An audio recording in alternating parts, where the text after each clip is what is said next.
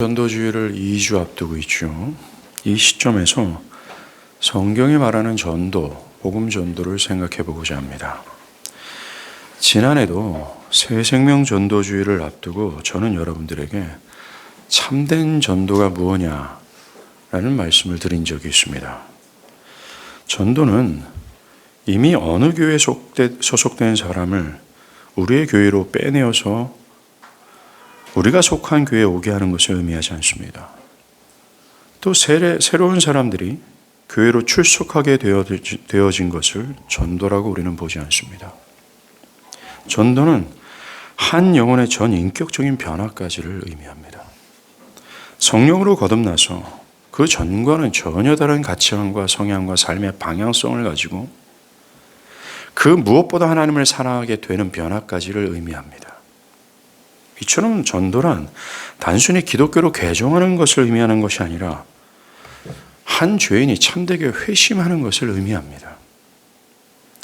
사람들이 죄에 대해 깊은 슬픔을 느끼지 않는 한 결코 자신을 구원할 구원자를 찾지 않습니다. 진리가 그 영혼에 깊이 스며들어서 그 온 마음을 철저하게 휩쓸고 그의 전 인격을 뒤흔들어 놓는 역사가 필요합니다. 이 역사는 예수께서 사람이 거듭나지 아니하면 하나님 나라를 볼 수 없다 하신 것처럼 성령께서 전도당하는 사람들을 거듭나게 하셔야 합니다. 그렇지 않으면 그 어떠한 사람도 그리스도께 가지 못하며 또한 구원을 얻을 수 없습니다. 정말로 그들이 새 생명으로 살아나야 하고 예수 안에서 새로운 피조물이 되어야 합니다. 그래서 그들이 지금까지 가지고 있던 성향과 삶의 방향성 등등 모든 것이 총체적으로 하나님께 돌이켜야 합니다. 그렇게 하기 위하여 그들에겐 거듭남이 필요합니다. 성령께서 그들에게 역사하셔야 합니다. 이렇게 한 영혼이 성령으로 거듭날 때 그 사람 안에 새로운 삶의 원리가 심겨져요. 정말로 새롭게 창조되어지는 겁니다. 하나님의 뜻을 받들어 살아가게 될 자로 변화가 되는 겁니다. 이것이야말로 전도를 당한 사람입니다. 이 시점부터 이 사람은 육에 속한 사람이 아니라 영에 속한 사람이 됩니다. 형식적인 예배를 드리는 것이 아니라 또 율법적인 태도를 다 버리고 하나님을 사랑해서 자신의 온 마음과 뜻을 다해 주를 따르게 됩니다. 이때부터 자기를 부인하고 그리스도를 참되게 따르는 신자가 됩니다. 이때부터 기독교의 모든 가르침이 마땅하다고 느껴지며 이 세대를 저항하고 역류하며 하나님께 순종하게 됩니다. 이게 바로 전도입니다. 전도는 이것을 의미합니다. 이런 면에서 볼 때 전도는 정말로 우리 인간이 할 수 있는 것이 아니라 사람은 그저 도구일 뿐 이 전도는 철저히 하나님의 사역임을 우리는 알 수 있습니다. 그래서 우리가 새생명 전도주의를 앞두고 하나님께 간구하는 이유가 바로 이것입니다. 이 전도는 우리의 영역 밖에 있는 하나님의 주권적인 능력으로만 되어지는 역사이기 때문에 그렇습니다. 이렇게 우리는 작년에 복음 전도가 무엇인지를 살폈습니다. 오늘과 다음 주에는 우리가 왜 복음을 전해야 되는가, 전도를 왜 해야 되는가에 대해서 말씀을 드리겠습니다. 우리가 전도하는 이유는 결론부터 말씀드리면 우리가 읽은 오늘 본문 때문입니다. 오늘 우리는 18절 한 절만 읽었지만 이 구절이 담고 있는 의미는, 진리는 18절부터 3장 20절까지 계속됩니다. 이 부분은 하나님의 진노가 모든 불의와 불경건에 대해서 나타났다는 진술입니다. 즉 사람들이 참되신 하나님을 버리고 썩어질 것을 숭배하는 것으로 인해 하나님의 진노가 그들에게 현 시점서부터 이미 나타났고 영원한 미래에 나타날 것이다 라는 말씀입니다. 의인은 없나니 하나도 없으며 모두가 하나님의 영원한 심판 아래 있게 되었다라는 진술입니다. 사랑하는 여러분, 이 부분은 성경 전체에 나오는 가장 위대하고 가장 중요한 부분들 중 하나입니다. 이 부분이 중요한 이유는 이 부분이 말하는 인간과 하나님의 관계의 진실, 인간이 처한 비참한 현실을 이해하지 않고서는 복음을 도저히 이해할 수 없기 때문에 그렇습니다. 이 진술들은 복음의 절대적인 필요성을 우리에게 보여줍니다. 나아가 우리가 복음을 전하며 사람들을 전도하는데 사활을 걸어야 되는 이유가 이것 때문입니다. 이 준수는 교회가 이 땅의 유일한 소망이라는 것을 서슴없이 말할 수밖에 없는 이유가 됩니다. 여러분도 알다시피 복음은 사람들에게 유일한 소망은 하나님께서 자기의 아들 안에서 의의 길을 제공하셨다라는 진술입니다. 쉽게 말해서 오직 그리스도를 믿는 믿음으로만 의롭다함을 얻을 수 있다라고 하는 하나님이 제공하신 새 언약이죠. 그렇다면 왜 하나님께서 그러한 일을 하셔야만 했는가? 이 진술이 대답을 해줍니다. 이 부분이 말입니다. 만약 여러분이 이 부분을 이해한다면 하나님의 아들이 하늘의 영광을 떠나서 아기로 태어나 율법 아래 나시고 십자가에서 죽으시고 3일 만에 부활하시게 되었는지 그 이유를 아는데 별 어려움을 겪지 않게 될 겁니다. 왜 하나님이 그래야만 하셨는지, 왜 예수께서 그래야만 하셨는지 그 이유를 분명히 알 수 있습니다. 여러분이 인간에 처한 이 비참한 상태를 이해하면 어째서 그러한 일이 필연적으로 일어났어야 됐는가 이해하는데 결코 어려움을 겪지 않게 될 겁니다. 반대로 여러분이 이 부분에 대해서 분명하지 못하면 복음 자체에 대해서 언제나 어려움을 겪을 수밖에 없습니다. 나아가 복음을 믿고 수용할 수 없습니다. 많은 사람들이 그렇습니다. 오늘날 많은 사람들은 복음을 좋아하지 않습니다. 필요로 하지 않습니다. 나아가 매우 불편함에 거절합니다. 왜일까요? 그것은 로마서 1장 18절부터 3장 20절까지 말하는 자신이 자신을 지으신 하나님을 버리고 썩어질 것을 숭배하는 것으로 인해 자신에게 하나님의 진노가 나타났다라는 사실을 알지 못하기 때문에 그렇습니다. 자신과 온 우주의 주인 되신 크고 위대하신 하나님과의 관계가 어떠한지 그 관계의 진실을 모르기 때문에 그렇습니다. 자신이 현 시점뿐만 아니라 영원한 미래까지 심판 아래에 있다는 사실을 모르기 때문입니다. 하나님의 진노에 대한 개념을 그들은 전혀 받아들이지 않습니다. 그래서 자신이 현재 참으로 필요한 것이 속죄라는 것을 이해하지 못하기 때문에 그렇습니다. 저는 복음교실을 다양한 곳에서 다양한 계층에게 사역을 하고 있습니다. 복음교실을 하게 되면 아주 많은 사람들이 그분들의 진실한 현실, 참된 진실, 즉 하나님의 진노 아래 있다라는 것을 제가 말씀을 드리면 매우 거북해하고 대부분의 사람들은 복음교실에 참여하지 않습니다. 저는 사람들이 이 부분을 이해하지 못하면 복음을 이해할 수 없다라고 확신 있게 말씀을 드립니다. 이것을 이해하지 못한 결과 하나님께서 그리스도 안에서 이루신 것을 이해하지 못합니다.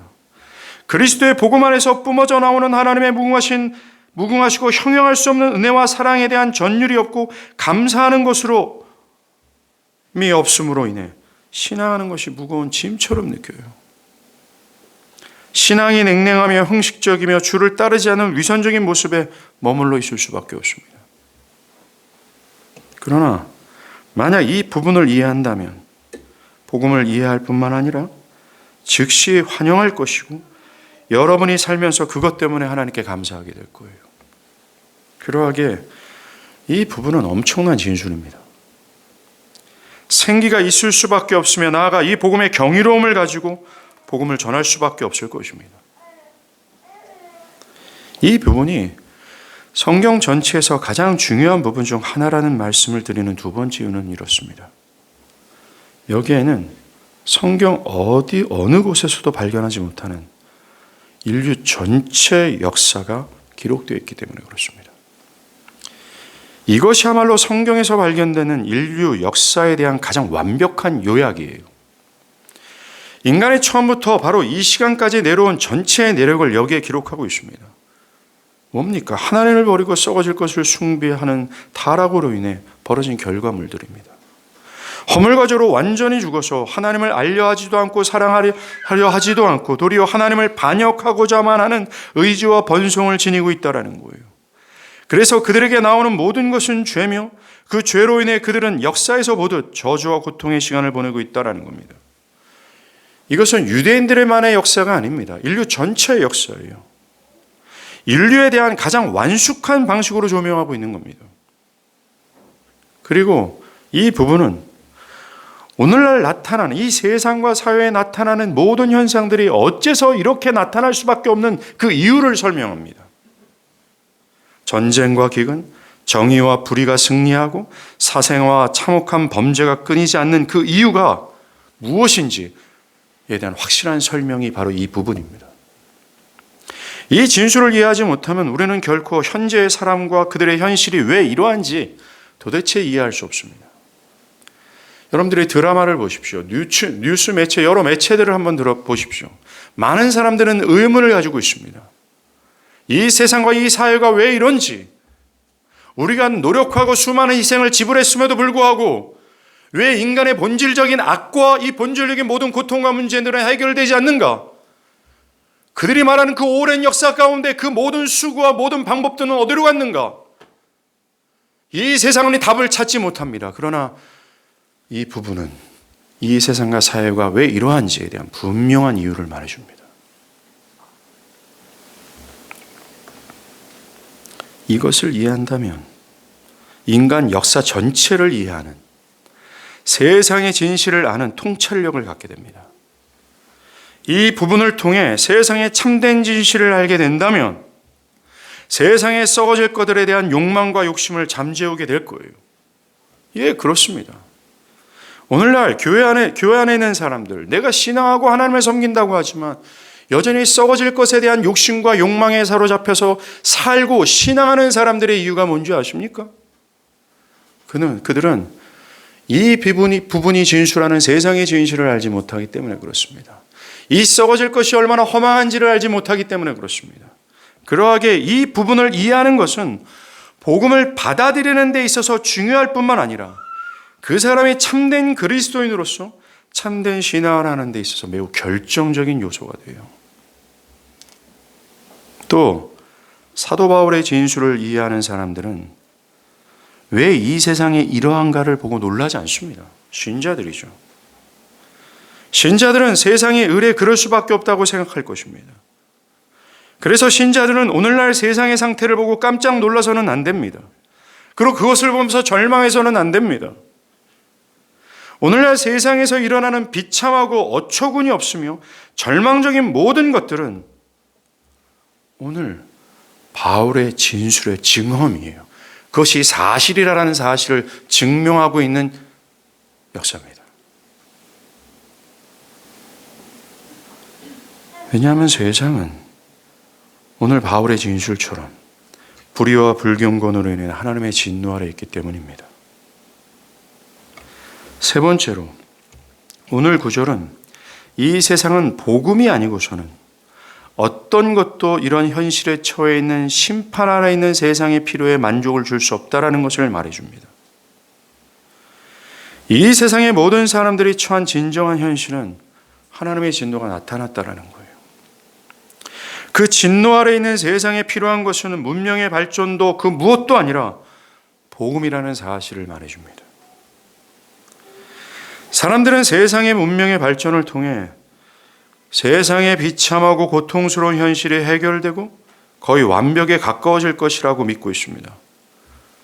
각각의 개인도 마찬가지입니다. 현재의 모든 문제들이 해결되고 돈, 더 넓은 집, 더 좋은 교육, 환경 속에 살아가면 현재와 미래의 어떤 비참과 고통을 사라지게 될 것이다 라고 굳게 믿으며 살아가고 있습니다.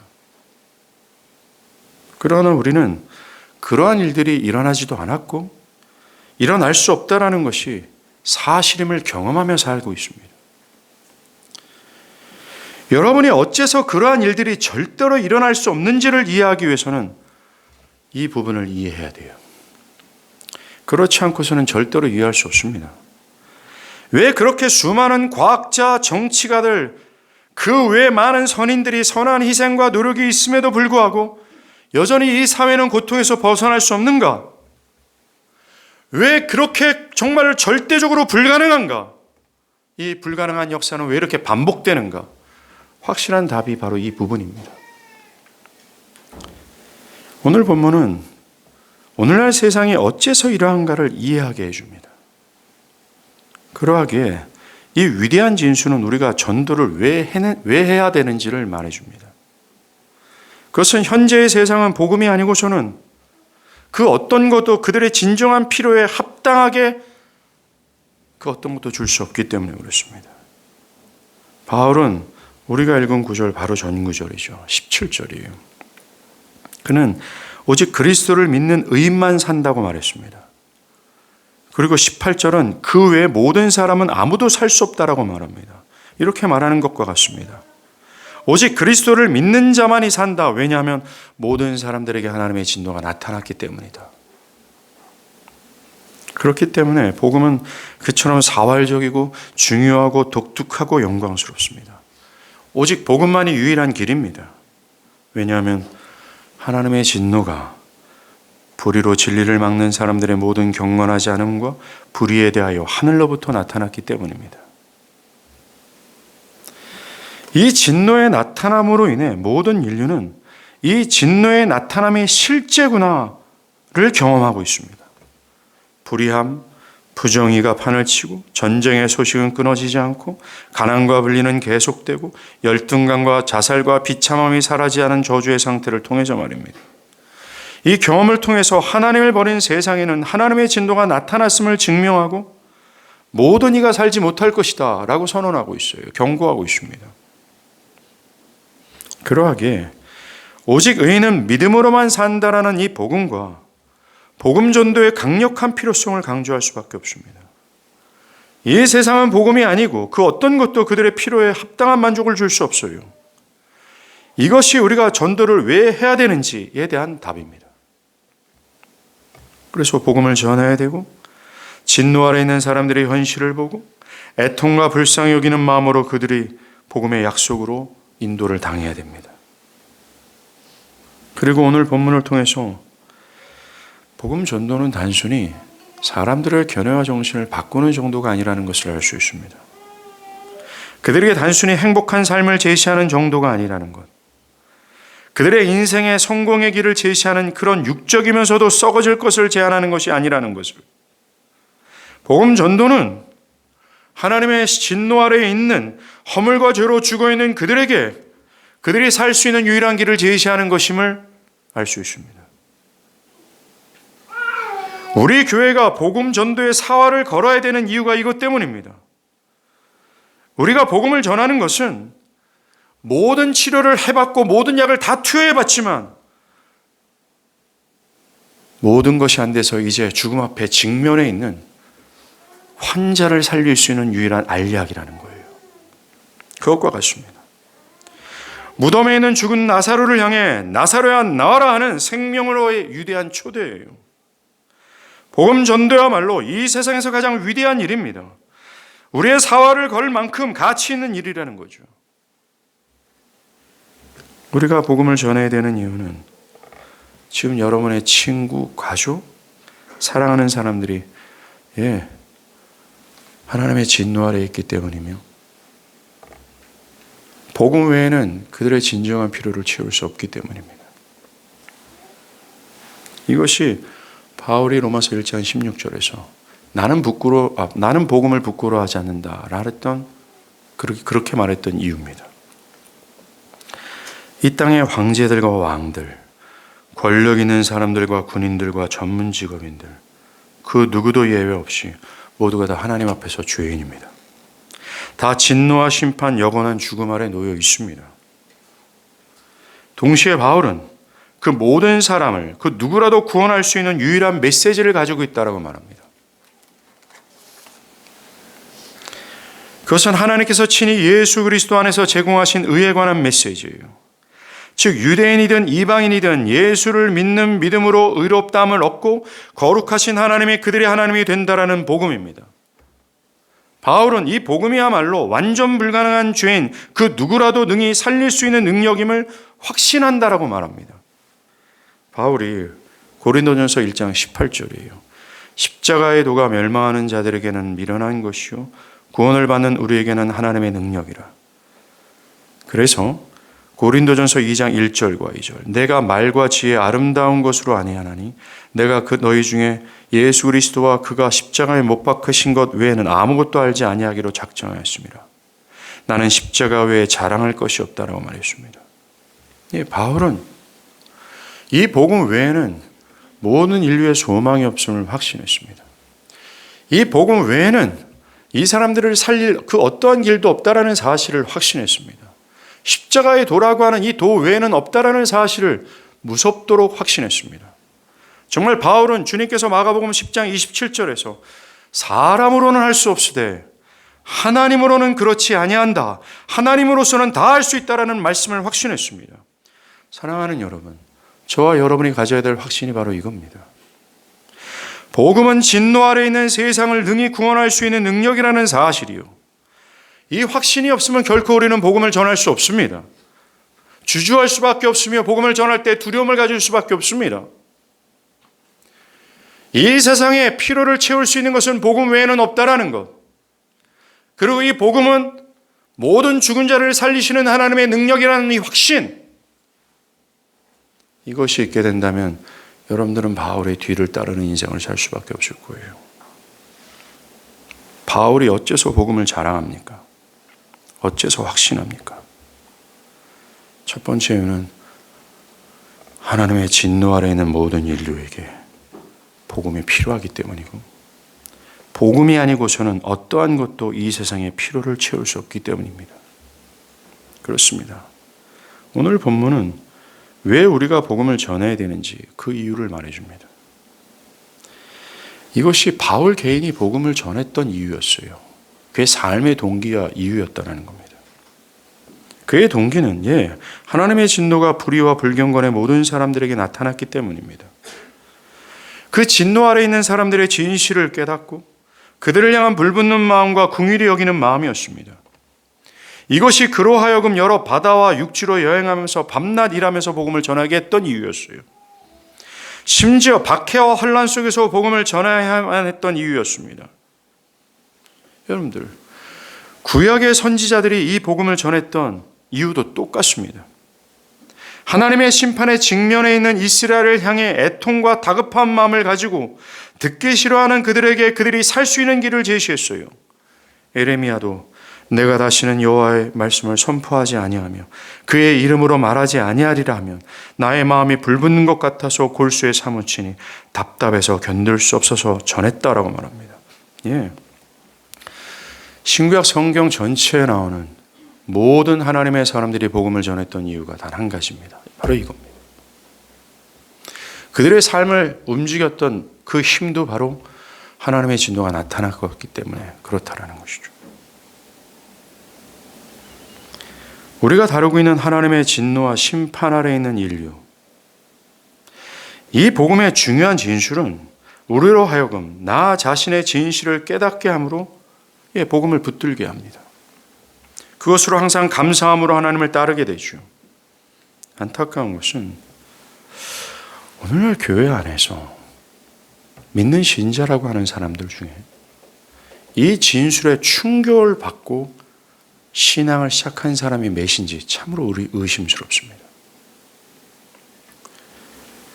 정말로 내가 하나님의 진노와 심판 아래 있으며 나는 불가능하다, 나는 무능력해서 하나님을 사랑할 수도 없고 하나님을 믿을 수 없는 허물과 죄로 완전히 죽어있는 인간이구나. 모든 인류는 나와 함께 멸망 아래 있구나라는 사실에 충격을 받고 두렵고 떨림으로 그 예수 그리스도의 복음을 붙잡고 신앙을 시작한 사람이 몇인가 참으로 의심스럽다라는 거죠. 중요한 것은 여러분의 복음의 진리를 말하고 또 사람들을 전도하고자 하는 동기와 이유가 정말 이것 때문입니까? 먼저 여러분들의 비참함을 깨닫고 그 비참함의 충격을 받고 그리스도의 복음으로 여러분들이 구원을 받은 그 동기에서 복음을 전하고자 합니까? 한번 돌아보십시오. 바울이 왜 로마에 있는 사람들에게 복음을 전하고자 했습니까? 그들이 도덕적으로 퇴폐해져 있기 때문에 그렇습니까? 아니면 자신의 기이한 체험을 좀 말해주고 싶었기 때문이었습니까? 아니면 그들의 삶에 위로를 주고 그들이 하고 있는 일에 대해서 승리를 가져다 줄 어떤 것을 전하고자 했습니까? 아닙니다. 바울이 그들에게 복음을 전한 이유는 이 이유 때문입니다. 그들이 하나님의 진노 아래 있다라는 거예요. 그가 복음 전도를 하는 이유를 말할 때 가장 먼저 하나님의 진노를 먼저 놓았습니다. 이것이 바울이 강건하여 복음을 전할 수 있었던 추진력이었어요. 이것이 복음의 동기와 이유였습니다. 바울은 무엇보다 먼저 사람들과 하나님과의 진정한 관계, 하나님 앞에서의 사람들의 진실, 그들이 갖게 될 영원한 운명에 관심이 있었어요. 바울은 이 사실을 그저 사변적으로 알고 있지 않았습니다. 이 진리를 기계적으로 이해하지 않았습니다. 이 사실이 바울의 전인격에 충격을 주었고 그는 전인격으로 이 사실에 반응한 겁니다. 죽어있는 영혼들에 대한 다급함과 긍휼, 그리고 이 진리가 전해주는 하나님의 사랑이 그 반응이었습니다.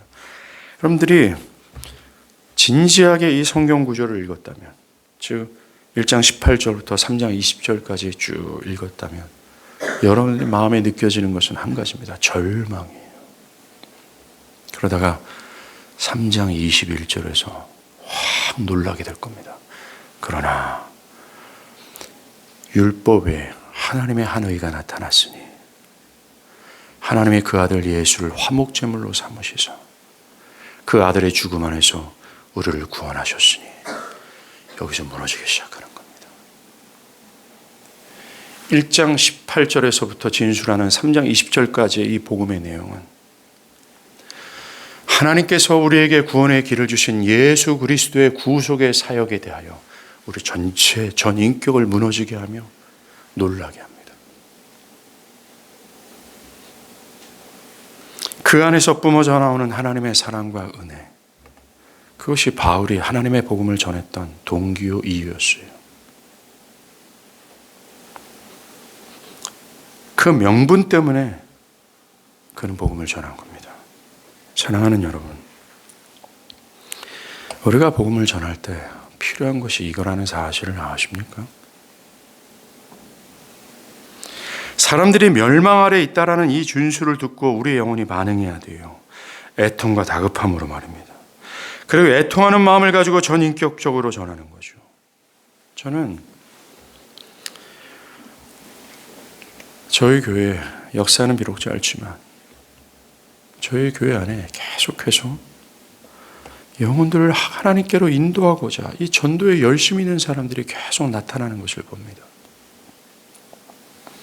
누가 시키지 않았음에도 불구하고 열심으로 사람들을 전도하는 사람들을 봐요. 근데 그 사람들을 하나씩 진지하게 보면 그들이 복음을 전하는 이유는 딴 게 아닙니다. 자신이 하나님의 진노 아래 있다라는 사실을 깨달은 사람들이에요. 자신의 현실을 면밀하게 돌아보고 성찰하여 확신했던 사람들입니다. 자신의 영혼의 그 사실로 인해서 애통해 본 적이 있었던 사람들입니다. 무엇인가 자신을 깊이 돌아본 사람들이라는 거죠. 그들 안에는 자신을 봤던 영적 시각으로 다른 사람의 영혼들, 다른 영혼들을 바라보는, 다른 영혼들의 진실을 바라볼 수 있는 영적인 시각을 갖춥니다. 그 영적인 시각을 가지고 애통과 다급한 마음으로 마치 그 영혼이 죽어가고 있는 영혼이란 불쌍한 심령으로 그들에게 복음을 전하는 거예요. 예, 그렇습니다. 우리가 복음을 전하는 이유는 딴 게 아닙니다. 이 이유 때문입니다. 만약에 어떤 사람이 있습니다. 그 사람은 복음에 해박한 지식을 가지고 있어요. 불신자들의 상태가 어떠한지에 대한 해박한 지식과 진술을 할 수 있는 능력을 가지고 있습니다. 그런데 그들 안에 멸망으로 치닫고 있는 그 영혼들을 향한 애통하는 마음이 없다고 생각해 보십시오.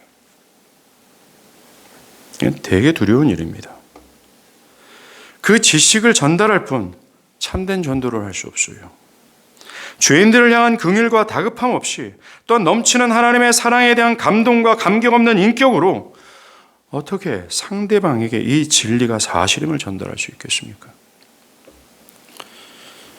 저도 이제 50 중반을 이제 내다보는 나이에 있으면서 설교한 다음에 정말 젊을 때 느끼지 못했던 피곤함과 지침을 많이 느껴요. 혈압이 올라가기도 하고 계속해서 몸이 망가져가는 것을 느낍니다. 그것을 곁에서 지켜보는 제 아내가 힘을 좀 빼라고 얘기해요. 당신은 너무나 이렇게 얘기한다. 설교를 왜 이렇게 얘기하냐. 흉내를 냈어요. 저는 제 아내한테 이런 대답을 했습니다. 내가 이렇게 하고 싶어서 하는 것은 결코 아니다. 나도 설교강단에 올라가기 처음에는 부드럽게 웃으면서 차근차근 고요하게 나는 설교하고 싶은 마음으로 나는 올라갔다. 그러나 시간이 갈수록 내 마음은 견딜 수가 없다. 내가 무엇을 말하고 있는지를 인식할 때, 그래서 이것을 듣고 있는 회중들을 바라볼 때 나는 감히 내가 조용조용 나긋나긋하게 결코 말할 수가 없다. 내 육체가 쇠잔해지고 내 육체가 망가져도 나는 이것을 말하다 죽을 수밖에 없다라는 것이 저희 태도였습니다. 이게 바울의 태도였습니다. 이것이 우리가 복음을 전하는 태도가 되어야 됩니다. 사랑하는 여러분, 우리 모두는 다 복음 전도자입니다. 우리에게 중요한 것이 있습니다. 우리는 우리가 복음 전도가 무엇인가에 대한 정확한 개념을 가지는 것, 그것으로는 충분하지 않습니다. 우리의 복음 전도 방식 또한 성경에 부합해야 합니다. 즉, 성경에 말하는 동일한 방식을 취해야 된다는 것이죠. 오늘 바울을 보십시오. 그는 가장 먼저 하나님의 진노에서 출발했습니다. 그는 사람들의 필요나 문제들, 사람들의 불행과 같은 문제로부터 시작하지 않았습니다. 그는 분명히 하나님의 진노에서부터 시작했습니다. 오늘날도 우리는 이 방식을 따라야 합니다.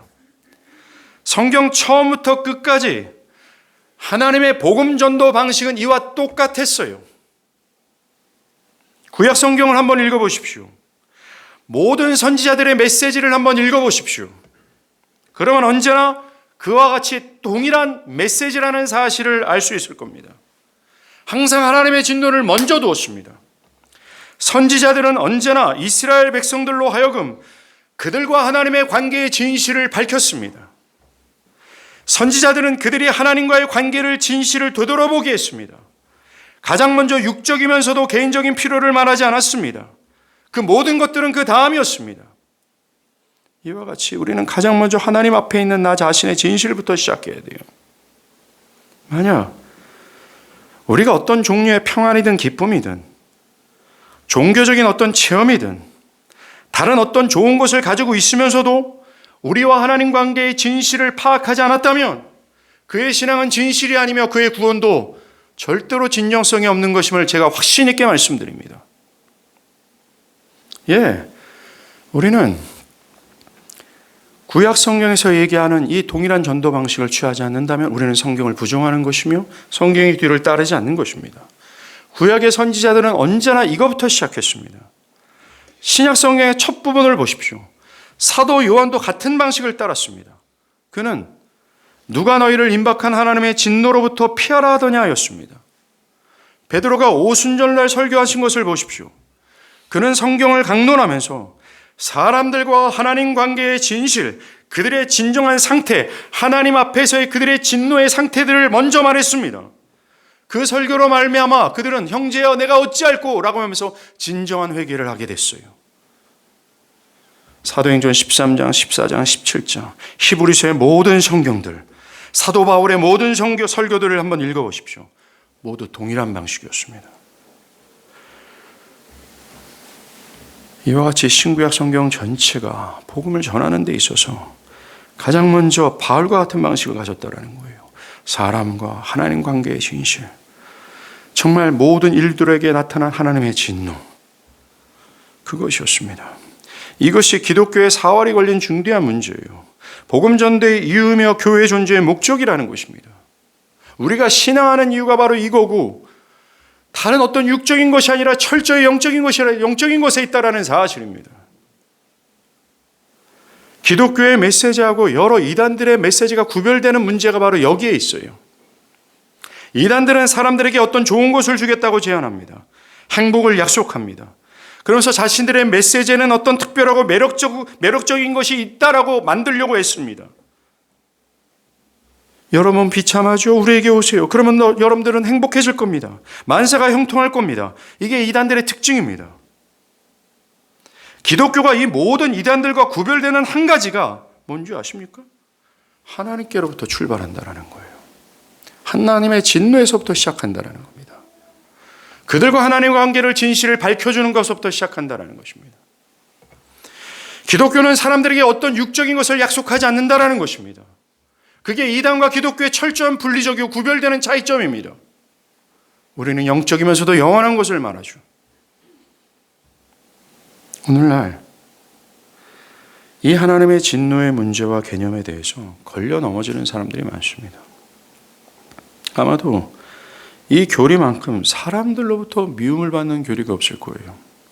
그럼에도 불구하고 우리는 하나님을 버린 인간의 비참하고 소망 없는 현실을 사람들이 직시하도록 해야 돼요.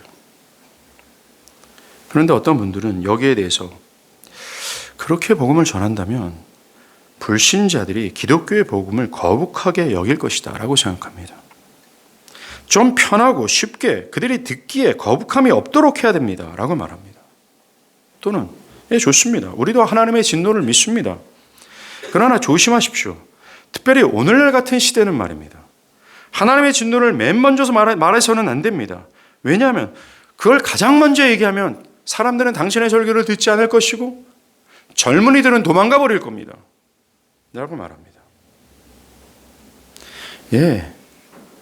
저도 우리 교회를 처음 개척해서 여러 목사님들의 충고를, 이와 같은 충고를 들었습니다.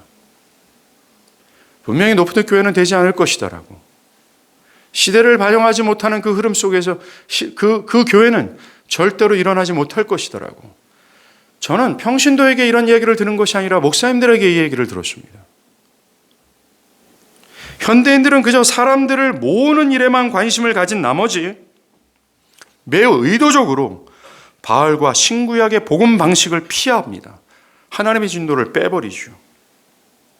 그들은 사람들이 보기에 복음을 매력적으로 만들어야 된다라고 생각합니다. 이런 생각은 바울이 말한 것과 완전히 반대입니다. 바울은 우리의 복음은 유대인들에게는 꺼리는 것이요 헬라인에게는 미련한 것이다 라고 말했습니다. 그러나 오늘날 사람들은 이 바울의 말을 부정합니다. 이렇게 말하는 사람들은 목사님 그것은 복음의 전략입니다. 복음 전도의 전략입니다. 오늘날 아주 많은 사람들이 예전부터 가졌던 이 복음 전도 방식의 전략을 취하고 그렇게 왔습니다. 그렇다면 주님께서 말씀하신 것처럼 나무의 진정성은 열매로 안다라고 말씀하신 것처럼 그러한 복음 전도 전략을 사용해서 지금까지 왔던 교회의 현재는 무엇입니까? 지금 교회의 현실은 그 좋은 전도 방식이 잘못됐는지 참인지를 알 수 있는 증거죠. 지금의 세대의 교회가 그것이 오류임을 증명합니다. 불신자들이 별 거북함 없이 받아들이도록 가장 중요하고 시급한 이 문제를 제외시킨 것의 결과가 어떻습니까? 현재의 교회는 사람들이 없습니다. 사람들은 하나님을 만홀히 여기고 하나님을 예배하는 것에 등한시하고 있습니다. 하나님을 경외하는 것이 없습니다. 참되게 죄를 깨닫고 자신과 같은 죄인을 위해 아들을 내어주신 하나님의 사랑에 전율하는 사람들이 별로 없습니다. 그 전율은 과거에 한 번쯤 있을 만한 역사라고 치부합니다. 그리스도의 사랑에 참된 감사로서 자신의 인생을 하나님께 드리지 않습니다. 성경은 완전 무시되고 있습니다. 정말 어떤 사람 말처럼 교회 역사에서 교회가 이렇게 타락한 역사가 없을 정도다라는 시대를 살아가고 있습니다. 이 모든 것이 가장 중요하고 또한 가장 앞에 두어야 될 진리를 감추고 절반의 진리를 전했던 열매를 거두고 있는 거예요. 그렇게 생각하고 말하는 사람들의 가장 큰 문제가 뭔지 아십니까? 전도의 실제적인 실행자가 누군지를 모른다는 겁니다. 그들은 전도의 실제적인 실행자가 사람의 말과 지혜에 있다고 생각을 한다는 거예요. 아닙니다. 전도의 실제적인 실행자는 사람의 말과 지혜가 아니라 성령의 나타나심과 능력이라고 하는 하나님 자신이에요. 우리는 전도가 무엇인지에 대한 올바른 개념을 가진다면 전도는 사람이 할 수 있는 것이 아니라 정말로 하나님의 크고 놀라운 능력 외에는 할 수 없는 것이다 라는 것을 깨닫게 될 겁니다. 그런데 앞에서 말한 사람들은 전도의 실제적인 실행자를 믿지 않고 있는 거예요. 그들은 전도를 사람의 말과 지혜로 하고자 합니다. 그렇게 하면 열매가 있을 거라고 기대합니다. 그러면서 성령의 전능하신 능력을 믿지 않습니다. 성령은 창조의 하나님이시고 그 어떤 죄인도 능히 구원으로 인도하시는 하나님이세요. 그러나 사람들은 복음 전도의 실제적인 실행자가 하나님이 아니라 약해 빠진 자신들이라고 생각을 합니다. 얼마나 불쌍한 생각이고 어리석은 생각입니까? 크고 위대한 능력이 있음에도 불구하고 그것을 제껴버리고 연약하고 아무것도 아닌 자신의 능력을 과시하니 말입니다. 아닙니다. 우리는 신구약 성경 전체에서 선지자들과 교회가 전했던 방식을 따라야 합니다. 우리는 철저히 사람들이 미련하다 할 만큼 사람들이 꺼리는 것이다 라고 할 만한 그런 것들을 주저하지 않고 성경이 말하는 방식을 순전한 어린 아이처럼 따라야 합니다. 만약 그렇게 한다면 하나님 분명히 당신을 택한 자들을 회개하게 하실 겁니다. 그들은 주를 부를 겁니다. 성령은 기필코 자신의 백성들을 구원으로 인도할 겁니다. 그 구원으로 인도한 사람들로 말미암아 그 교회는 거룩해질 것입니다. 그리고 하나님께서 이 땅을 찾아보시면서 참된 교회를 찾을 때에 그 교회는 발견되어질 거예요. 절대로 그렇게 될 겁니다.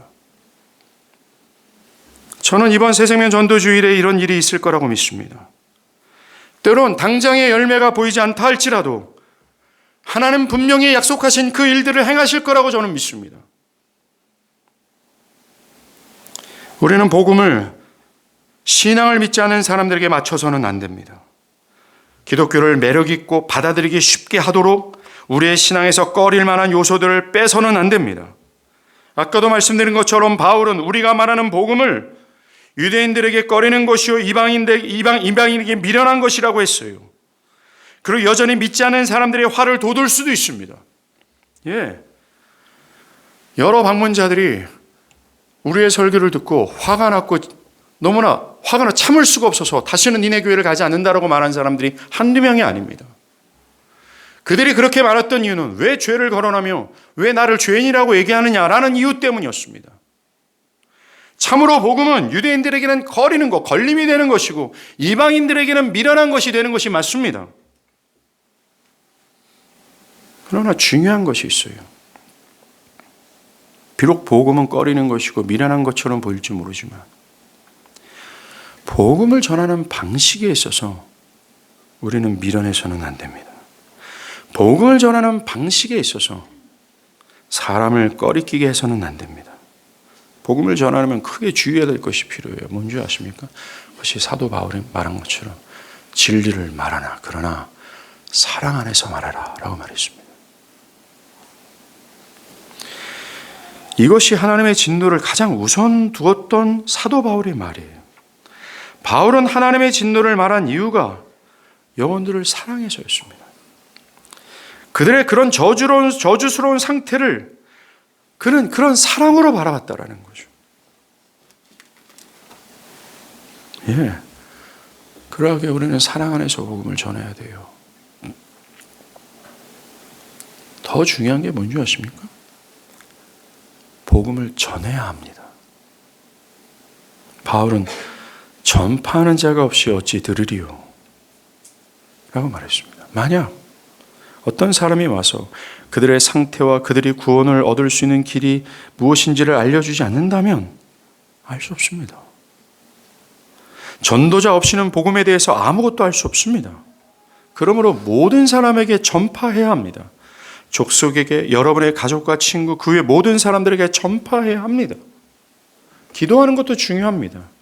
그러나 영혼을 위해 기도만 한다고 해서 그 영혼이 자신의 상태를 알고 그리스도께로 가는 일은 절대로 없습니다. 전해야 합니다. 말해야 합니다. 알려줘야 합니다. 전하지 않으면 절대로 그 누구도 예수를 부를 수 없습니다. 구원은 없습니다.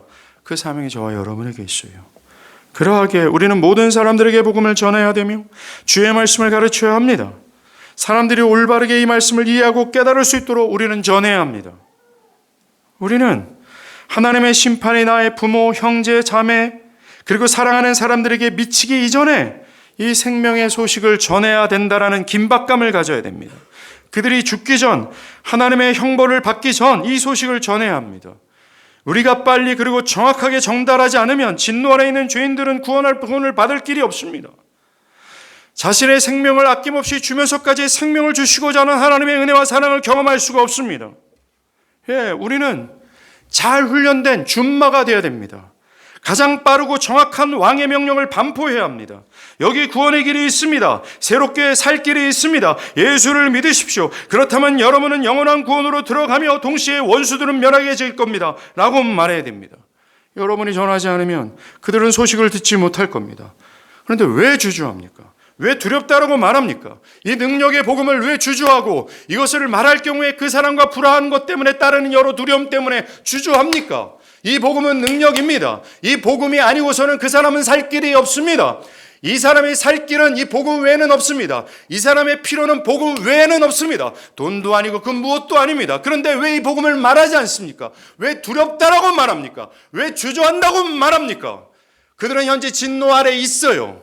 그들에게 필요한 건 이것밖에 없습니다. 여러분들이 입을 다물고 있으면 절대적으로 그들은 알지 못하며 영원한 멸망으로 떨어지기에 분명합니다. 신자는 복음 전도자입니다. 우리의 일생의 모든 사명은 바로 여기에 있다는 사실을 아십니까? 특별한 저와 같은 사람들만의 사명이 아닙니다. 여러분들은 전해야 됩니다. 여러분들이 아무리 전도에 대해서 알고 그 개념이 정확히 무엇인지를 알고 알아봤자 아무런 소용이 없습니다. 여러분들이 입을 열지 않으면 아무것도 아닙니다. 가십시오. 그럼 만나십시오. 그럼 말하십시오. 그 사람이 오든 안 오든 그것은 하나님의 몫이며 하나님이 주시는 결과예요. 그 결과까지 여러분들이 따지지 마십시오. 그리고 전하십시오. 기도하시겠습니다.